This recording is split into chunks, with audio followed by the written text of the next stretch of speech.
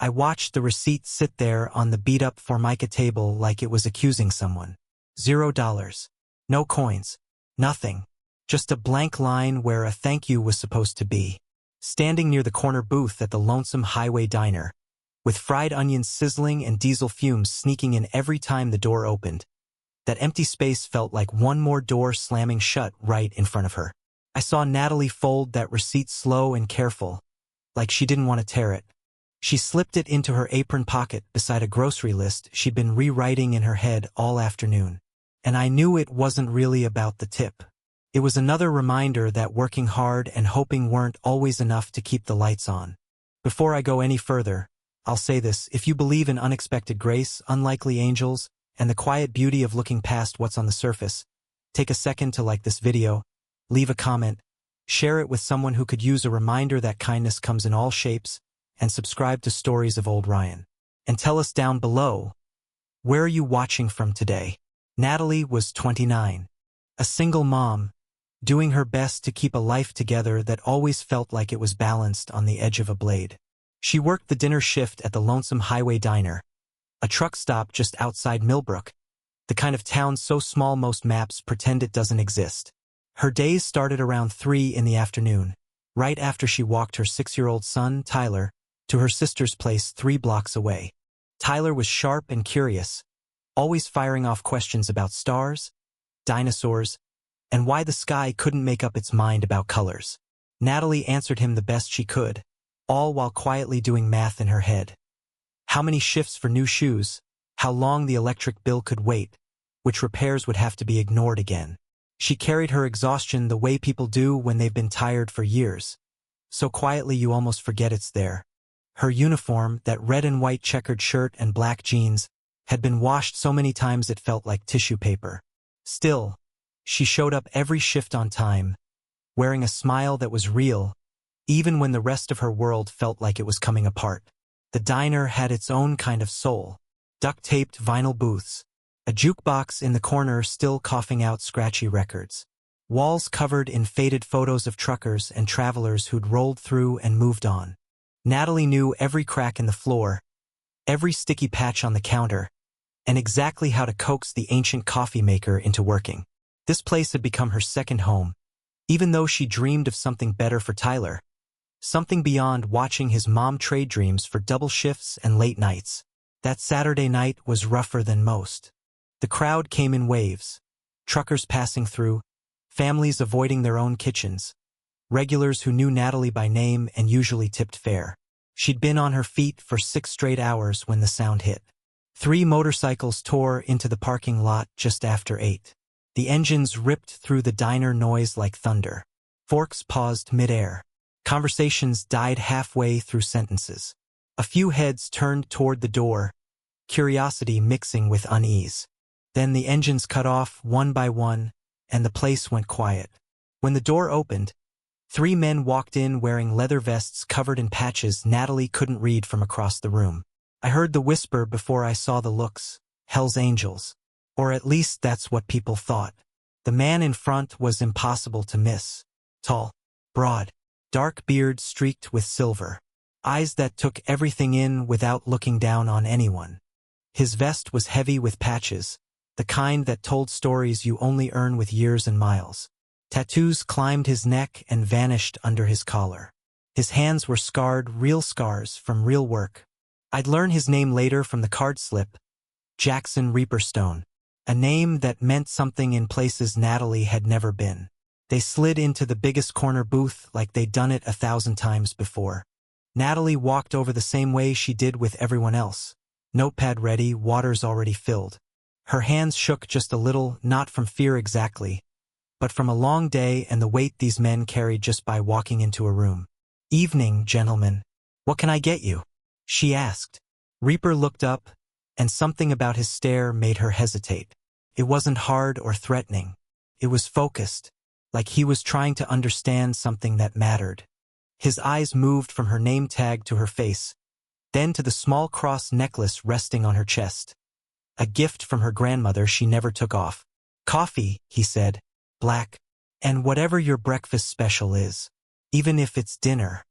The other 2 ordered burgers and fries. They didn't say much. One had eyes that felt kind despite his size.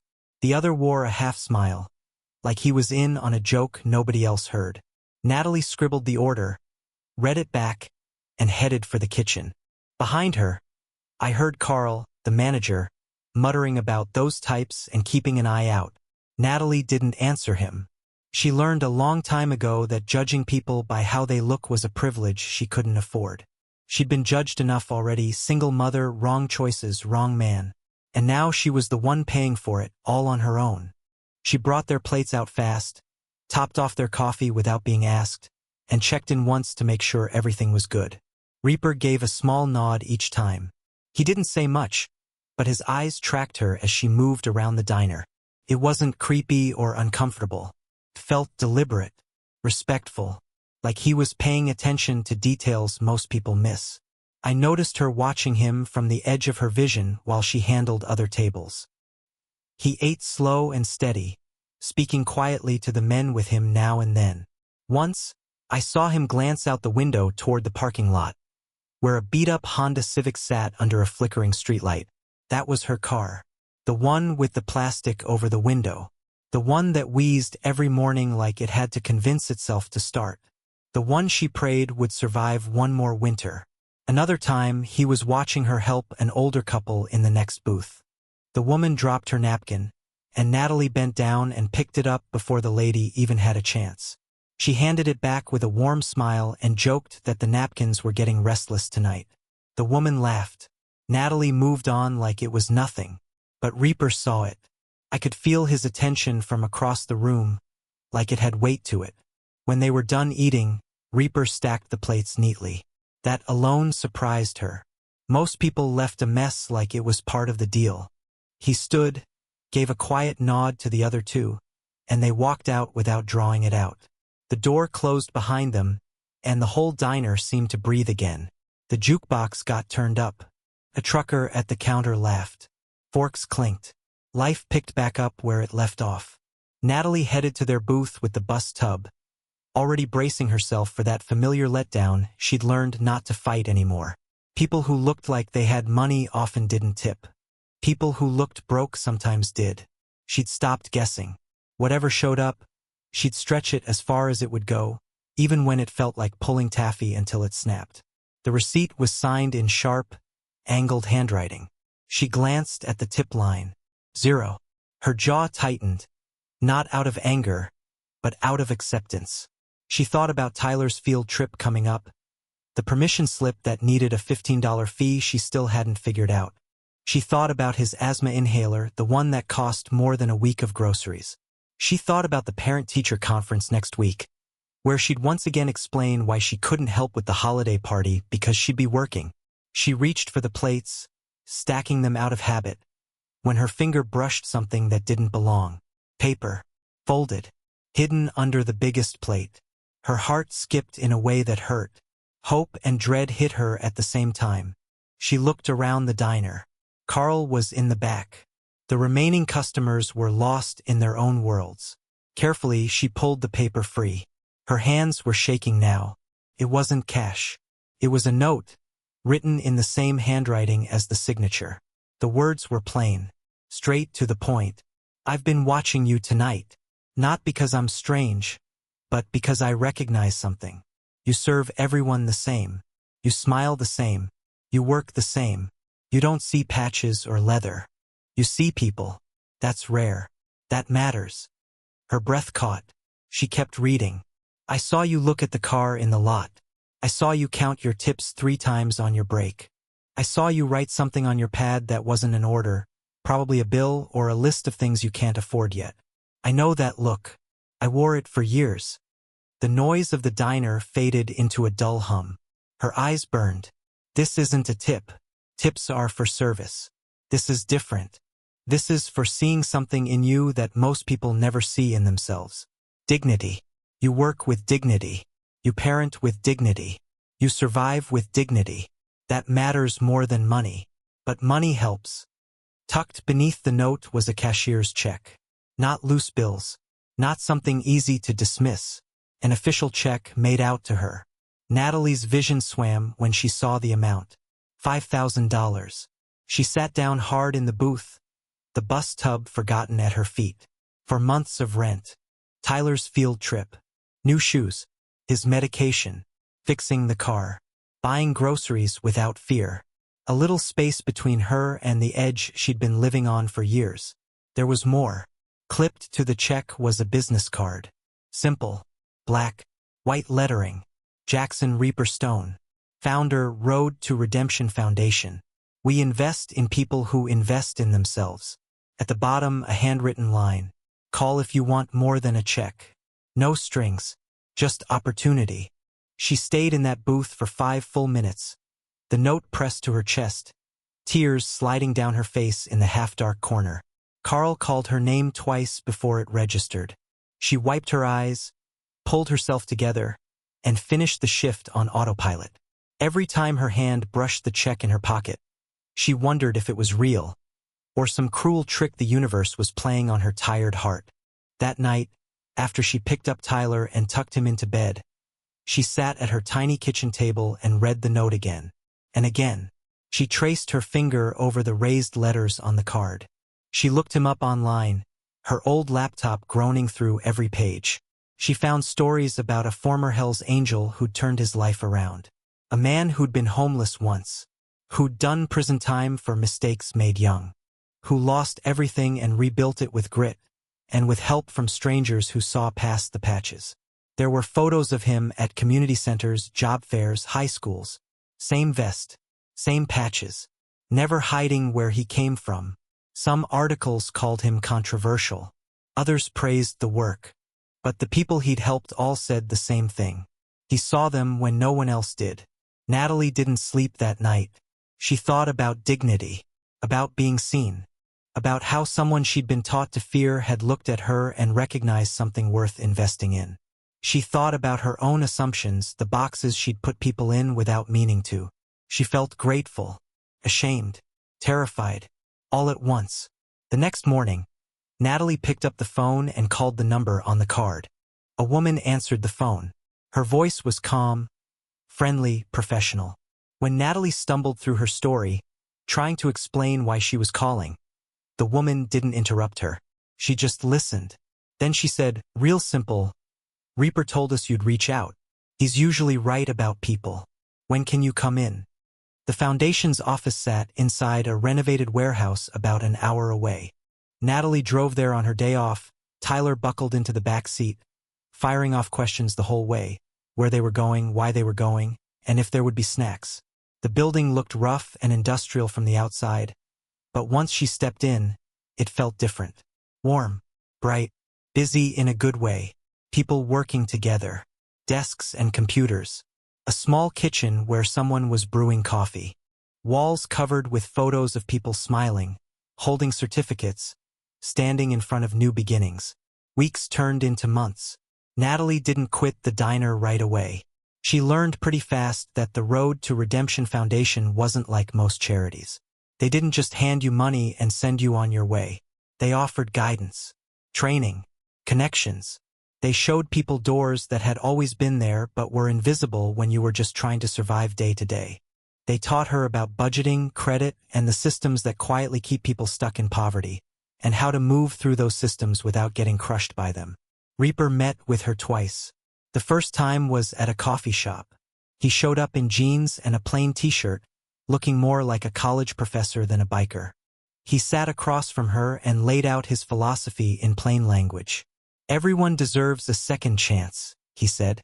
"Sometimes a third, or a fourth. I got mine from people who didn't look like they should care. An old woman who gave me a couch when I was living on the street. A judge who gave me work release instead of more time. A stranger who hired me when nobody else would. I'm just passing it on." He told her his story, not to impress her, not to paint himself as a hero, but to show her that change was possible. He grew up poor, fell into gang life, made mistakes that cost him years. But someone had invested in him with belief, not money. And that belief had changed everything. The second time he met her was back at the Lonesome Highway Diner. Same booth, same order, same $0 tip, same hidden note. This one was shorter. "You're doing great. Keep going. Tyler's lucky to have you. Seeing her son's name written there broke her. She cried right in the booth. Because it meant he remembered. It meant this wasn't charity. It was care. Natalie used the foundation's resources to take online classes in business management. That's when she realized something. She was good at logistics and organization.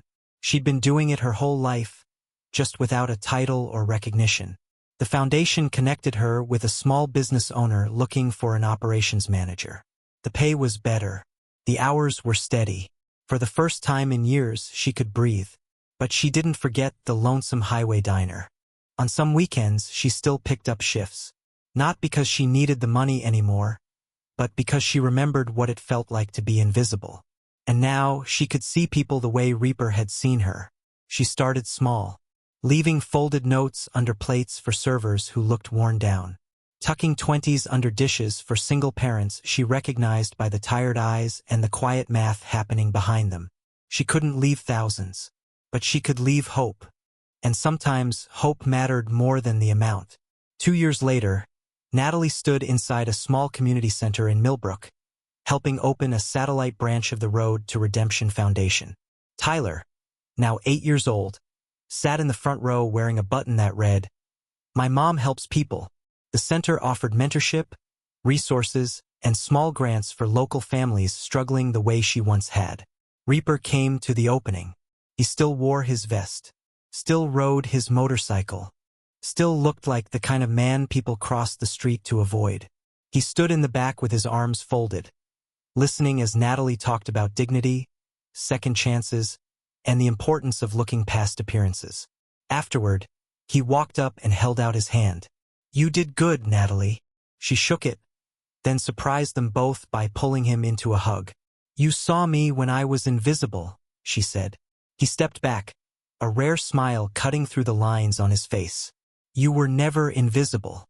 You were just surrounded by people who weren't paying attention." Before he left, he sat once more at a table in the community center's small cafe. Natalie brought him coffee, black, no need to ask. When he stood to go, she checked the table and found exactly what she expected. A receipt with a $0 tip. And a folded note. "Some angels wear wings. Some wear leather.